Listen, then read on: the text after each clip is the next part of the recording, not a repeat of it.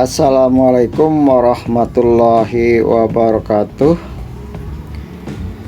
Pemirsa Abu Family yang berbahagia, pagi hari ini Ahad tanggal 27 September 2020. Pada pagi hari ini saya ingin membagikan tutorial bagaimana cara menggunakan soil meter.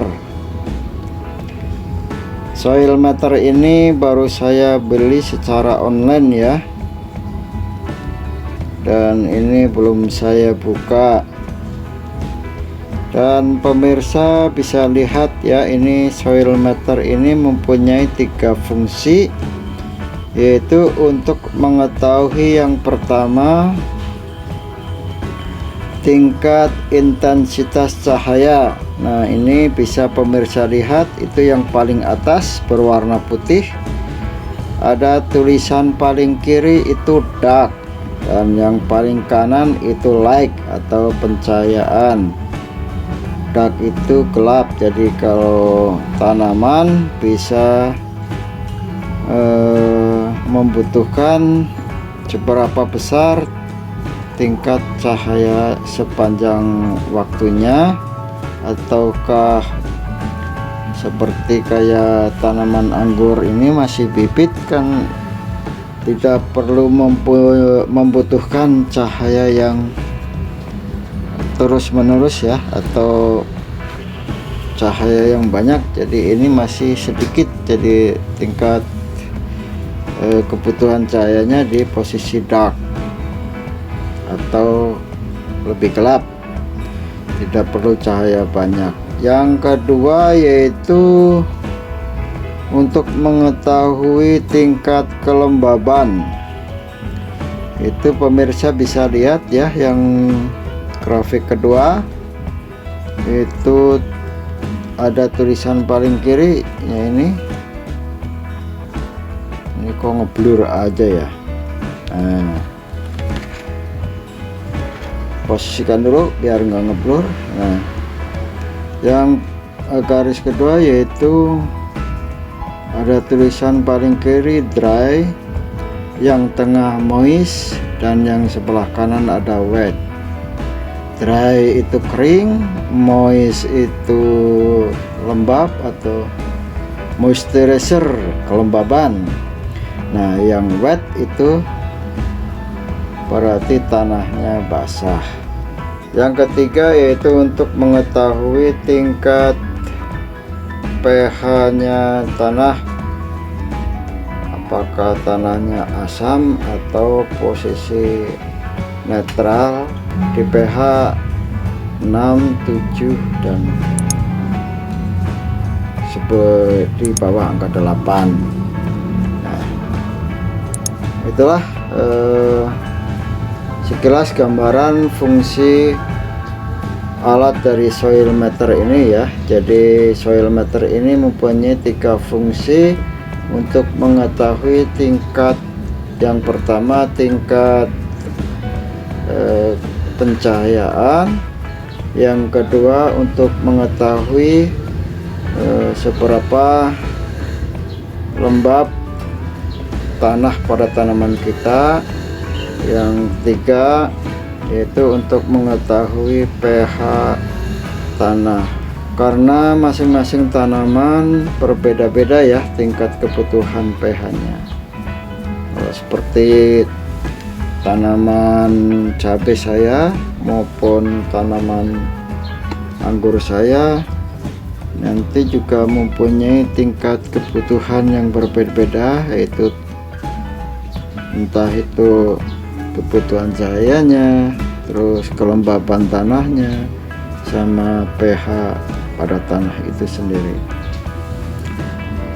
Nah, dari itu dalam kita bercocok tanam, rata-rata kita juga bukan hanya sekedar memupuk, bukan hanya sekedar menyiram tanaman, tetapi sangat berpengaruh sekali terhadap perkembangan tanaman itu sendiri, yaitu seberapa besar tingkat cahaya yang dibutuhkan, terus keduanya yaitu tingkat kelembapan pada tanah itu sendiri, apakah tanaman ini membutuhkan tingkat kelembapan yang cukup atau harus kondisi basah atau harus kering. Yang ketiganya yaitu tingkat pH itu sendiri, karena kebutuhan tanaman terhadap pH-nya itu juga berbeda-beda tergantung jenis tanaman yang akan kita tanam. Nah, untuk selanjutnya mari kita praktekkan saja seberapa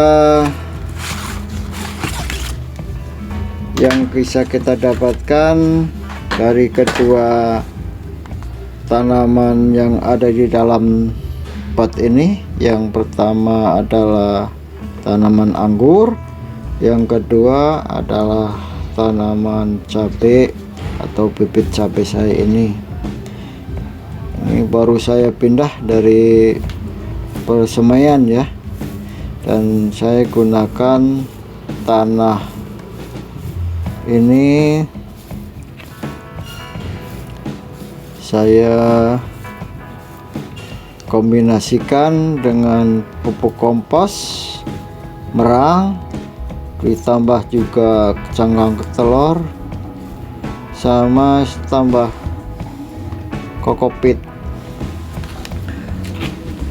Untuk yang pertama saya gunakan pada tanaman anggur dulu. Caranya yaitu tancapkan ke dalam pot ini, ke dalam tanah ini sedalam-dalamnya ya. Nanti pemirsa bisa lihat, saya zoom dulu nih biar pemirsa bisa lihat jelas.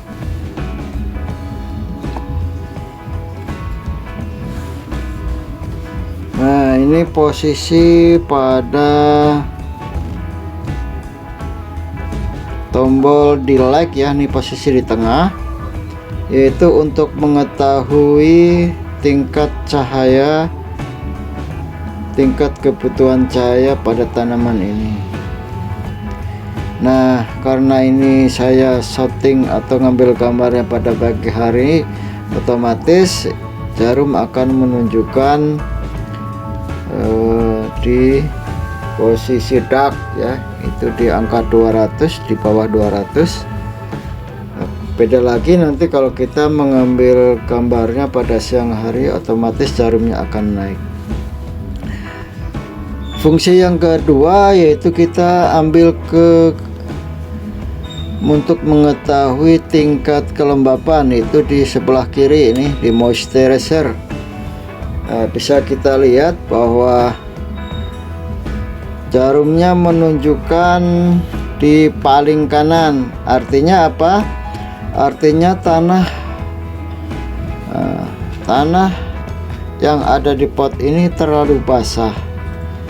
Tanaman anggur ini kurang lebih saya stek 2 minggu yang lalu ya. Itu mungkin saya terlalu banyak menyiramkan air. Jadi posisi jarum itu harusnya ada di warna hijau, dan ternyata ini ada di warna biru. Nah, angkanya itu di angka 10, dan ini tidak bagus untuk tanaman anggur saya. Nanti akan saya jemur supaya tingkat kelembapannya tanah ini bisa ke angka di angka 4 sampai 7, yaitu di warna hijau. Nanti bisa pemirsa bisa update kembali ya. Nah, untuk mengetahui yang fungsi yang ketiga, yaitu kita akan melihat apakah tanah di pot anggur ini, kita geser ke kanan, yaitu di jarum pH, yaitu kita sudah dapatkan angkanya ya, pemirsa bisa lihat, zoom lagi, itu angkanya di angka antara 6 sampai ke 7, berarti sudah bagus pH di pot anggur ini, sudah posisi bagus. Jadi kekurangan yang ada di tanaman anggur ini kita bisa tahu kenapa perkembangan tanaman anggur ini kurang maksimal, karena dari alat ukur ini kita bisa dapatkan tingkat kelembabannya terlalu basah. Jadi langkah yang harus kita ambil yaitu untuk mengurangi penyiraman. Jadi tunggu sampai tingkat kelembabannya bagus, jangan terlalu basah. Nah,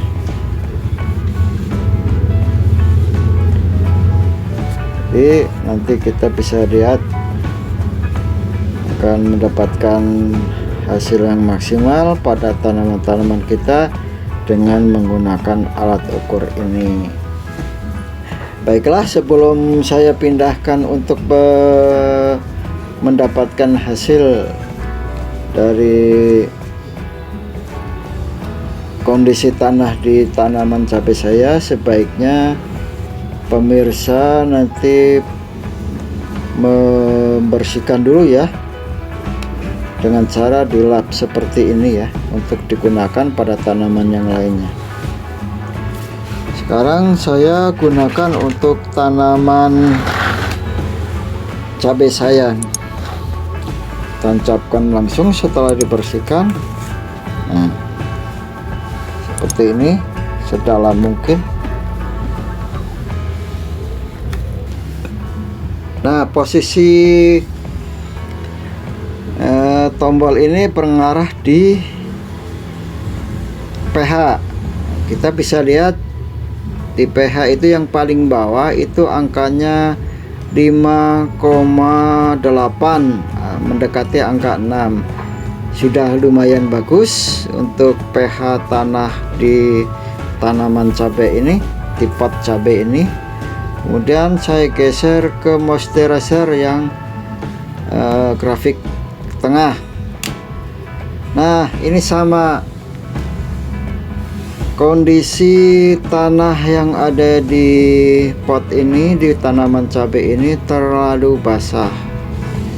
Jadi kebutuhan untuk cabai hampir sama dengan di pohon anggur yang pertama tadi ya. Jadi jangan sampai terlalu basah. Jadi tingkat kelembabannya sebaiknya di posisi hijau. Ini posisinya ada di biru. Jadi untuk penyiramannya sebaiknya dikurangin dulu. Bisa dilakukan, mungkin nanti kita tunggu 2 atau 3 hari baru disiram kembali, atau sebelum menyiram nanti alatnya kita tancapkan seperti ini dan kita tahu posisinya di mana. Apakah di posisi merah? Berarti kalau di posisi merah itu nanti kondisi tanahnya kering dan kurang bagus juga. Sebaiknya kondisinya adalah di posisi hijau. Untuk fungsi yang ketiganya kita pencet ke tombolnya, pindah ke tengah, ini yang like. Apa yang kita dapatkan sama seperti di pohon anggur ini ya, karena pada pagi hari ini saya ambil gambarnya.